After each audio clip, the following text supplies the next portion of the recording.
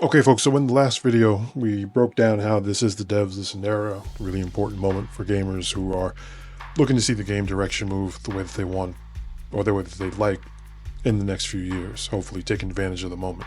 So today we're going to be asking the question, should the devs listen, or should they always listen? We're going to take a look at some discussions in Wuthering Waves that have been pretty controversial, and if the devs are listening, it's important to sort out if all the voices matter, or if they're even in good faith, and what can we do to sort through all that and help the devs actually hear a single voice. So this came up because of Vars' recent team building video about Wuthering Waves, which got some very strong responses from Glaive Kyo and St. Tontas and many other members of his own community.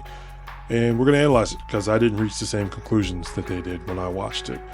But maybe I missed something. So either way, I think it's an important discussion for the community, because specifically to the topic that Vars is bringing up in the video. I'd love to get the community thinking about it and providing feedback that will ultimately enhance the game. So without further ado, let's get right into it. We're not going to watch the whole video. We're just going to kind of pick out the parts that we're drawing contention.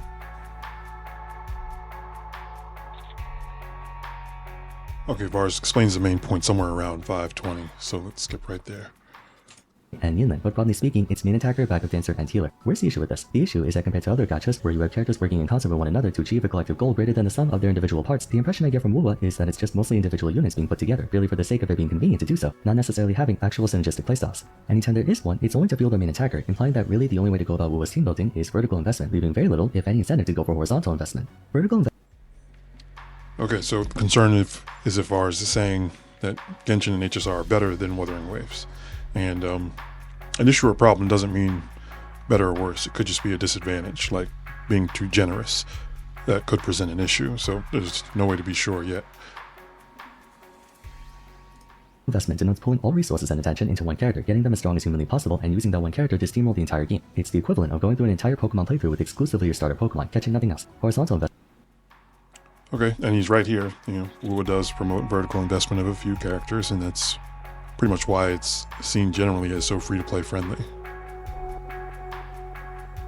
Emphasizes making a bunch of characters and working on them enough to be usable, allowing for multiple teams, multiple combinations, and instead choosing to look at the central mechanics of the game more than the individual units. Vertical investment essentially has it so you make a single unit so powerful, even if they're in a disadvantageous matchup or situation, they can clear the game's content through sheer force, whereas horizontal investment is all about character selection and planning. A well-designed gacha game ideally gives players the freedom to choose either or, and more crucially, rewards players for choosing either or. At the moment, there really is no incentive to horizontally invest in WuWa beyond getting the necessary teams to 30-30 clear Tower of Adversity. Reason being, there's no central mechanics or combat engines. The game wasn't designed around things like type matchups or battle mechanics or elemental combinations. It was mostly designed for individual characters. To be fair, it's not like similar gacha titles didn't have this issue early on as well. The first year of any new gacha game is all about just having enough units to play with, and then subsequent years do the actual fleshing out the roster through intentional unit design. WuWa in particular released comparatively less new characters in the first version, not to mention version 1's already ending and it's not even a full year in. Again, not objectively a bad thing in a vacuum, but in the context of a gacha game, it's kind of counterintuitive. On one hand, Wuthering Waves inadvertently is one of the most free-to-play friendly gachas of its kind in that you're not pressured to pull for a ton of characters. You just need 3 attackers, 3 backups, and 3 healers, and you're good to go.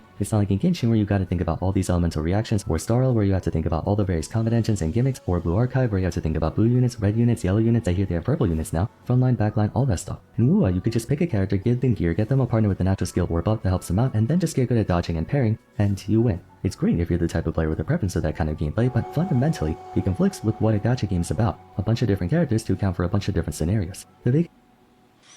Okay, so he says pretty plainly there that WuWa is the most free-to-play friendly because of its team building design, and that it does not pressure you to pull a bunch of characters. It does, however, work against the goal of a gacha game, which generally forces the player to pull a bunch of characters just to get through the content. And he doesn't really make Genshin or HSR sound all that great there. Whatever that third game was, Blue Archive, the way he mentions all the things that you have to worry about. So definitely seems like a W for Wuthering Waves. But of course the problem's not really apparent yet. Let's keep going.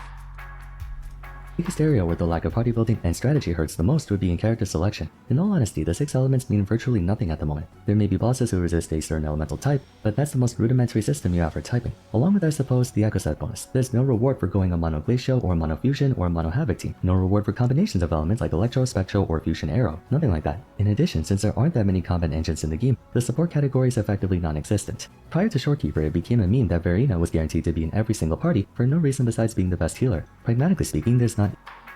Okay, so what Vars said there was that prior to Shorekeeper, every team was good with Verina. And what he says is not wrong. It's a great thing, again, for the players. They didn't make 7 different colors of Verina to sell you the same different effect 7 times. You know, you have Verina, you're good. And then if you want Shorekeeper, get her, but she didn't really even invalidate Verina. In fact, they can be used together to great effect. But yeah, that seems like another W for Wuthering Waves, and he obviously recognized that Shorekeeper was a support, that she's in the same category as Verina. He's just saying it's not like the other games where you have a very specific support for pretty much each specific DPS, which, again, W for Wuthering Waves. We're going to skip forward a little bit. The next thing he really mentioned worth talking about was, or at least that was contentious, was at about 926. Class. What I'm mostly concerned about regarding the current state of Wuthering Waves is that even though there's a lot of experiential distinction between characters, there's not enough practical distinction between characters. By extension. Okay, so the old Changli is equal to Jinhsi comment. You will have a different experience playing Changli than Jinhsi, but what you accomplish will ultimately be the same, and that's the point he's making. And there's nothing wrong with that statement. It's another W. Again, for the same reason, same point. W for Wuthering Waves, because Genshin used so many methods or combat engines to nullify your DPS, making you need a different one. You know, so the worst of which, actually, that I'm surprised no one ever really even called them out on it. This drove me insane, but was they literally nullified DPS entirely through the shield phases of those Abyss Lecter things. You know, and the stats that you needed to overcome those shield phases, internal cooldown, the elemental gauge. Not only did you have no way of influencing those stats through gameplay, like through gearing, weapons, nothing, but the game never even told you what they were. It never told you what they were, it never told you what the values were, what the stats were for each character. It's crazy. And it completely nullified your DPS characters with no explanation. You would just realize, oh, I just can't kill this thing at all. My character can do 400k damage in one hit. Just can't kill this thing at all, no matter what I do. It was ridiculous. So yeah, and Genshin did many things like that. So another W for Wuthering Waves. As Vars is pointing out, a generic DPS is a generic DPS. That's a good thing for a game where investment is your resources. You know, the more you horizontally invest, the more money you're going to spend, and the more resources you're going to spend, the more time you're going to spend. If what you have can be used in a lot of different places, like a generic thing that you can use it here, you can use it there, it's not so specific, that's great. You need to hit, not get hit, you win, that's fantastic. That's what's so awesome about it. You don't have to pick the DPS that the game wants you to play. You pick who you like. And even the attribute resistance can be pretty easily overcome. So we're pretty close to the end. Let's just wrap it up, or at least all the things I wanted to talk about. And not enough rules or aspects to incentivize team building and planning, leading to the possibility that every unit gets compared to every unit. If a character comes out, even if they have a unique aspect to them, because there's no infrastructure in place for that unique aspect to make a difference, they'll end up being leveled against the rest of the cast. My theory for why Kuro is not producing that many characters compared to other gachas is, unlike in other games where they have to in order to give all formats enough units for players to start working on, WuWa doesn't really have that, and so they have to be conservative with releasing characters, lest that would power creep the game really fast. For example, Okay, so yeah, I am a little concerned if Vars fell for the trap. You know, he mentions that other gachas have to release so many characters. They don't have to because of the game systems. They create the game systems so that they can release so many characters. It's part of the predatory system to monetize characters in the first place. Locking combat ability behind characters is just the laziest way to enforce that, you know, what he's talking about, horizontal investment. Still though, just by pointing it out, he doesn't do anything to imply that horizontal investment is a better experience for the player. And I think he could have, you know, and from looking at his comments,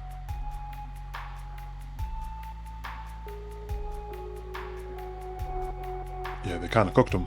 And I think it's because he didn't really make that distinction. I think he should have been a little bit clearer that the problem he was describing is the longevity and an incentive problem. And because those aren't problems for the players that make the game worse. It's just like generosity. It's a problem for the developers in accomplishing what they need, which is monetizing and even just kind of building new interest or building interest in the new characters in the first place.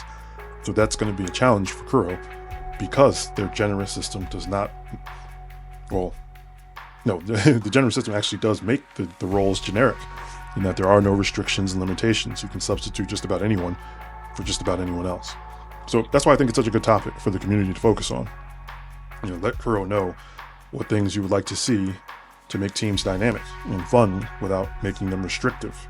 Make it a burden like their competitors are doing. I have a ton of ideas, and I'm going to share that in a whole upcoming video. And I just want to encourage the community to do the same. This should be a positive topic, especially with generous devs that want to listen and provide characters that we want, not characters that we need. So let's take advantage by thinking through what we want and telling them about it. And I'm pretty confident that Kuro's up to the task, especially looking at PGR. But especially with our help, I think we can really push the game forward because, and again, just take advantage of the moment. It's the devs listen moment. So as far as Vars goes, I don't see any evidence of like masterminding a secret ad for Genshin or HSR. We looked at the things he was saying that were in question, and with context, it seems like they were at worst unclear or non-explicit. But he definitely highlights great things about WuWa's current state, especially for the players, and a pretty relevant problem that's going to face going forward because of Kuro's player-friendly design.